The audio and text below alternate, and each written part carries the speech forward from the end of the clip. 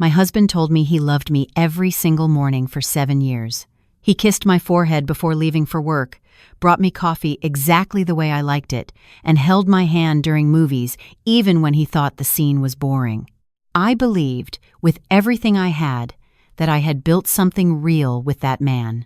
Then my father's truck went off Route 9 on a Wednesday night, and I learned that love, when it's performed long enough, can look identical to the real thing. I want to tell you what happened after that. Not because I've healed completely, some things leave a mark that doesn't fade, but because I made it through, and I think that matters. My father, Robert Simmons, was 61 years old and still went into his construction office every single day. He had built that company from one truck and a handshake reputation into something real. 30 employees, contracts across 3 counties, a name people trusted. He was the kind of man who remembered every worker's birthday, who drove slow through school zones even when no children were present, who said grace before every meal, whether he was at home or at a diner booth. He was my anchor. He had been my anchor since my mother passed when I was 12. When my phone rang at 11:45 that night, I knew before I answered it. I don't know how to explain that except to say that some part of us always knows. It was Deputy Harmon from the county sheriff's office. He told me there had been an accident on Route 9, out near the old quarry road. My father's truck had gone through the guardrail. The drop was steep. They had recovered the vehicle. They were still working the scene, but I needed to come down. I sat on the edge of our bed for a moment, trying to breathe. My husband Ryan was lying next to me. I shook his shoulder and told him what happened. He sat up, looked at me with those dark eyes of his, and said, "Oh God, Maya, I'm so sorry." He held me for a moment. Then he said he would drive me. He didn't drive me. By the time I had washed my face and found my shoes, his phone had buzzed twice, and something shifted in him. He told me he was sorry, that there was a situation with a client, a development deal, that could fall apart overnight and that his mother could take me, or I could take his car. He said he'd meet me there as soon as he handled it. I took his car. I drove myself to the scene of my father's accident in the dark, alone, and I stood on the shoulder of Route 9 watching floodlights sweep the ravine below. A sheriff's deputy put a blanket around my shoulders. My husband was somewhere else. The weeks that followed were the longest of my life. My father's body had not been recovered from the vehicle. The official explanation was there was a creek at the bottom of that ravine, fed by weeks of heavy rain, and it moved fast. They called off the search after 10 days. The county coroner issued a death certificate based on the circumstances, the recovered truck, and what they found at the scene. My mother-in-law, Patricia Calloway, moved into our house the day after the search was called off. She said it was to help me through the grief. She reorganized my kitchen the first afternoon.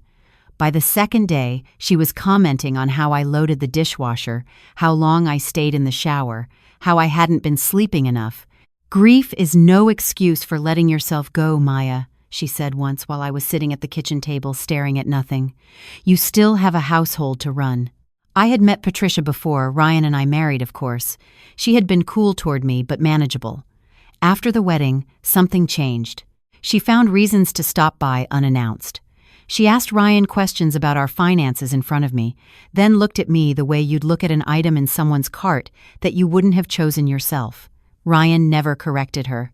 He would just change the subject or leave the room, and I had learned to take that as the closest thing to loyalty I was going to get.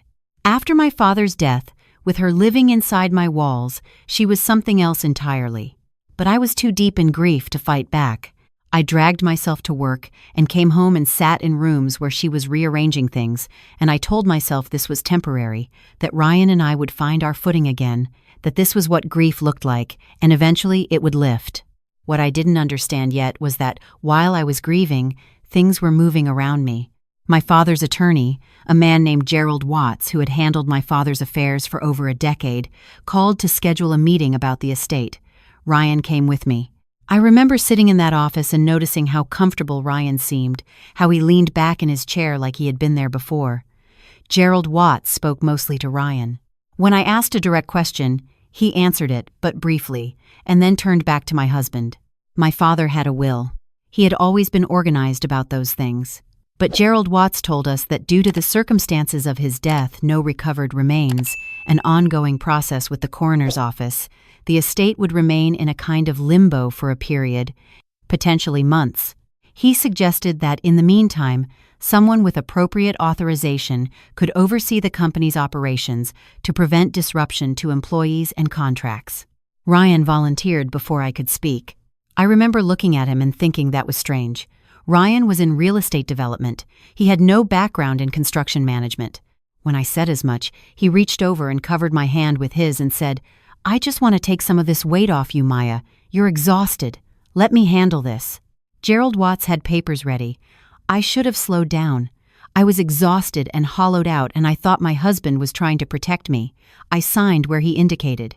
I went home and slept for 12 hours, which I hadn't done since before my father died, and I woke up in the dark at 3 in the morning to the soft glow of my phone on the nightstand. I had a new email. The address it came from was one I hadn't seen in 20 years, an old AOL account my father had made when email was new, that he'd used briefly and then abandoned when the company upgraded to a real system. I didn't even know it still existed. The subject line was blank. The body of the email had 3 sentences. Maya. It's Dad. Don't tell Ryan. Meet me at the Millbrook storage unit. Key is under the ceramic frog. I read it 4 times. My heart was hammering so hard I could feel it in my throat. I knew that email address. I knew the ceramic frog. It was a decorative piece my father had kept on the porch of his first office, a gag gift from his crew that he had loved sincerely and without irony. I had forgotten it existed. The email could have been a cruel hoax. Someone could have found the old address and used it to torment a grieving daughter. I knew that. I set my phone down and looked at the ceiling and told myself to be rational. Then I picked it up again and looked at the phrasing. My father never wrote "I'm he," always wrote the full "I am." He used periods after every sentence, even in text messages, because he thought abbreviating punctuation was sloppy. The email was 4 words, 3 sentences, and every single one of them was written exactly the way he would have written it. I lay still for 20 minutes, listening to Ryan breathe beside me. Then I slipped out of bed. The Millbrook storage facility was 12 minutes from our house. I drove there with no headlights until I turned onto the main road, which I realize now was an instinct I didn't consciously choose. Unit 14. The ceramic frog was there on the concrete ledge inside the unlocked outdoor corridor, exactly where no stranger would have thought to put it, because no stranger would have known to look. The key was underneath it. Inside the unit, sitting on an overturned milk crate with a battery-powered lantern, was my father. He was thinner. His face was scraped along the left side, partially healed but still raw. His arm was in a makeshift sling that looked like it had been fashioned from a flannel shirt. He stood up when I opened the door, and I made a sound that wasn't a word, just a sound, and walked into him and held on. We stood like that for a long time. When I finally pulled back and looked at him, he was watching me with an expression I had never seen on him before. Not fear exactly, but something close to it. Calculation. Grief of his own. "How long have you been here?" I said. "Since the night of the accident." He sat back down on the milk crate and gestured for me to take the folding chair against the wall. "I drove the truck off myself, Maya. I had to." I sat down. I waited. He told me he had found discrepancies in the company accounts 6 weeks before the accident. Not small ones, significant transfers, contracts altered after signing, payments rerouted to a shell LLC he had never authorized. He had started quietly pulling records, trying to understand the scope of it before he confronted anyone. What he found was worse than he expected. Ryan's name was on the LLC. Gerald Watts had helped establish it, and Patricia, my mother-in-law, the woman who had reorganized my kitchen and told me grief was no excuse for letting myself go, had been receiving wire transfers from that account for 14 months. My father had gone to a private investigator, a woman he trusted, and she had told him something that made his blood run cold. She had learned, through sources she wouldn't name, that Ryan and Gerald Watts had already begun discussing what would happen when the company transferred out of my father's control. There were messages. The investigator had shown him one. It referenced my father as a ticking clock and discussed what would happen if he became a problem. I didn't know exactly what they intended, my father said, but I knew enough. If I died in an accident, the will would be contested. Gerald would delay probate. Ryan would step in as your husband and effectively control the company while the estate was in limbo. Then, once they had access long enough, there wouldn't be anything left to inherit. Why didn't you go to the police? My voice didn't sound like mine. With what, at that point? Messages a PI gathered, financial records I couldn't prove hadn't been altered? Gerald Watts has been filing legal documents in this county for 30 years. He knows every clerk, every judge by first name. He looked at his hands. I needed more time. I needed you not to be in danger while I got it, and the only way to buy that time was to be gone. I sat with that for a moment. My father had been alive for 3 weeks.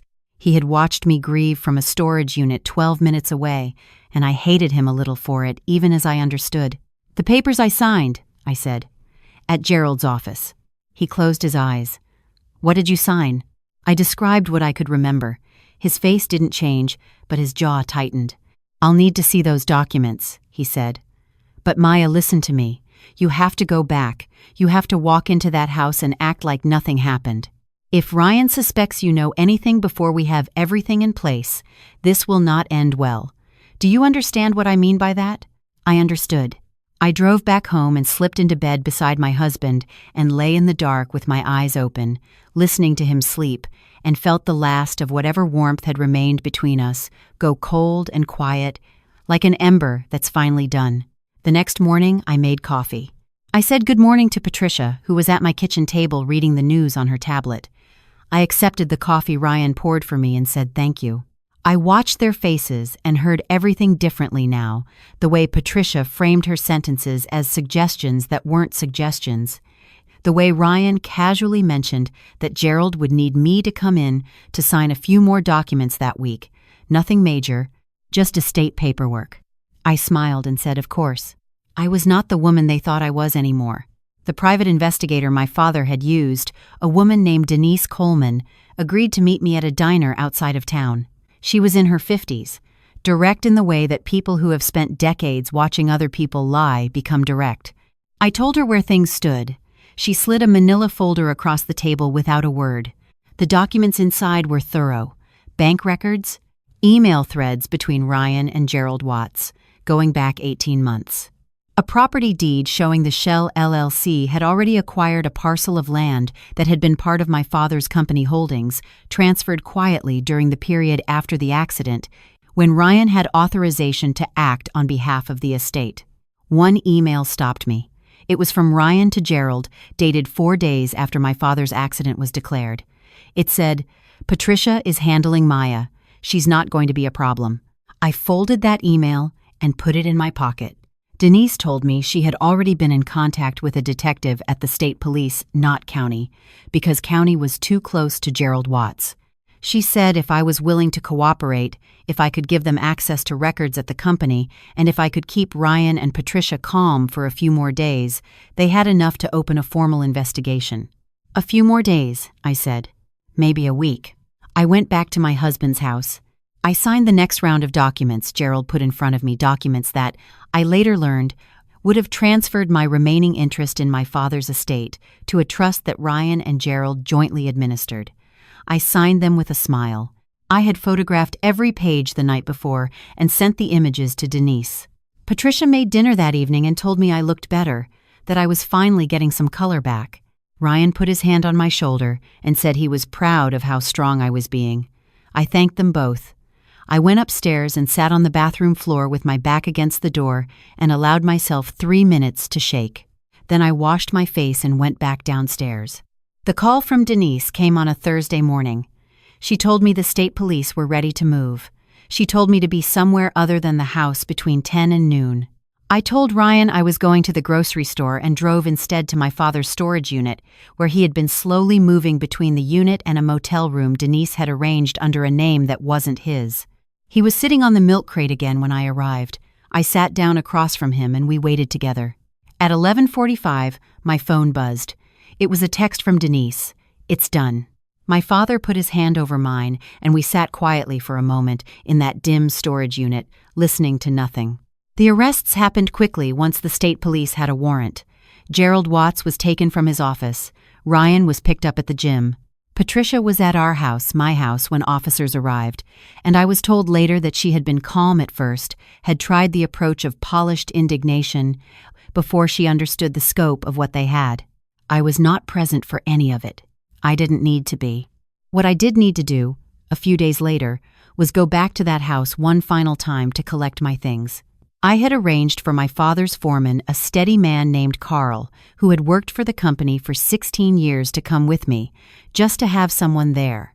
Ryan had been released on bail and was staying elsewhere. Patricia was with her sister. The house was quiet in a way it had never been quiet when I lived there. I moved through it quickly, taking what was mine: clothes, books, a box of photographs, the small things you accumulate in 7 years of trying to build something real. I left behind the furniture we had bought together, the artwork she had helped us choose, the coffee maker she had given us as a wedding gift. I didn't want any of it. I was carrying the last box out when Ryan pulled into the driveway. He got out of his car slowly, like a man who hasn't been sleeping.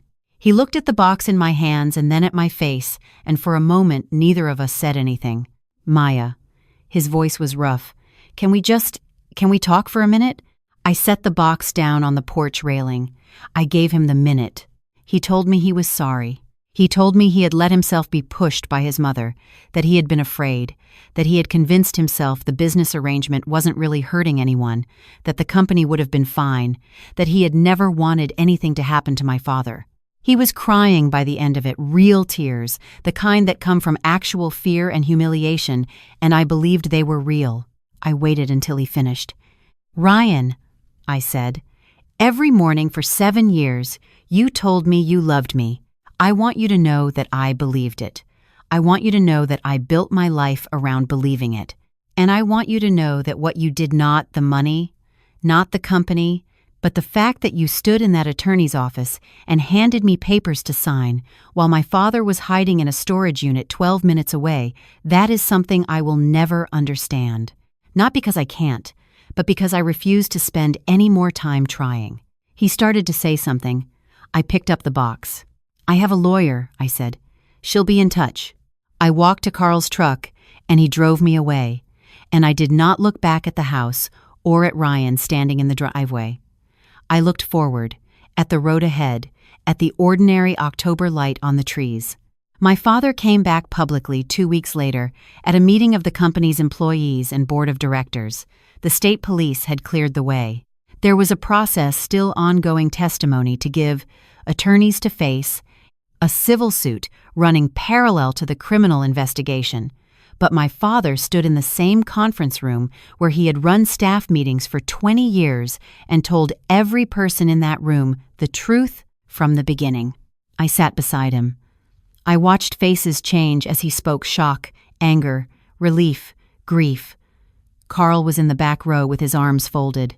When my father finished, Carl started clapping, and then everyone did, and my father had to look up at the ceiling for a moment to keep from coming apart. Gerald Watts faced multiple charges, including fraud and conspiracy. Patricia was indicted as a co-conspirator. Ryan took a plea deal that included a felony conviction, restitution, and a sentence the judge described as lenient, given the circumstances, but not without consequence. My father's investigator testified at every hearing. Denise Coleman sat in the back of every courtroom and took notes. The divorce was straightforward by comparison. My attorney was thorough and patient and showed up prepared every single time. I signed the final papers on a morning in January, in an office that smelled like coffee and old carpet, and I walked out into cold, bright air, feeling lighter than I had in years. My father is semi-retired now. He goes into the office 3 days a week, mostly to consult and to stay out of the house, he says. He has started a garden, which surprised me. I had never known him to have patience for anything that grew slowly. I had dinner with him last Sunday, and he served tomatoes. He had grown himself and talked about them for 20 minutes with the quiet pride of a man who has decided to find satisfaction in small things. I teach American literature to 11th graders at Jefferson High. I have been doing it for 9 years, and I still find things in the books that I didn't notice the last time I read them. I bought a house small, mine, with a porch that catches the afternoon light. I have a dog named Bernard who is very large and not particularly intelligent and is the most uncomplicated relationship I have ever had. There is a student in my third period class, a girl named Jasmine, who reminds me of who I was before the 7 years I spent trying to be smaller and quieter and less inconvenient. She argues with me about the assigned reading in ways that are incorrect but enthusiastic, and I let her because I think arguing well is a thing worth learning young. I think about what my father said to me once, when I was maybe 14, after some falling out with a girl at school that I was too humiliated to describe properly. He sat next to me on the porch and didn't ask me to explain. After a while, he said, "Maya, people will tell you that being patient and forgiving makes you strong, and sometimes that's true. But there's another kind of strength knowing the difference between patience and just accepting something you shouldn't." He went inside after that, like he hadn't said anything in particular. I have thought about that distinction every day for the last 2 years. I am not the person I was before any of this happened. I don't say that as a sad thing. I say it as a factual thing, the way you'd say a bone knits differently after it breaks, not weaker necessarily, but different, rearranged around the injury into something that knows more about itself than it did before. If you are watching this because something in the title felt familiar, because you recognized some corner of this story before I even told it, I want you to hear the part that took me the longest to believe. The version of you that endures and keeps quiet and asks nothing for yourself is not the version of you that is most loved. It is the version of you that is most convenient. You deserve more than convenient. You deserve someone who would drive themselves through the dark to meet you at the worst moment of your life and be standing there when you arrived. I know that now. I am done accepting anything less.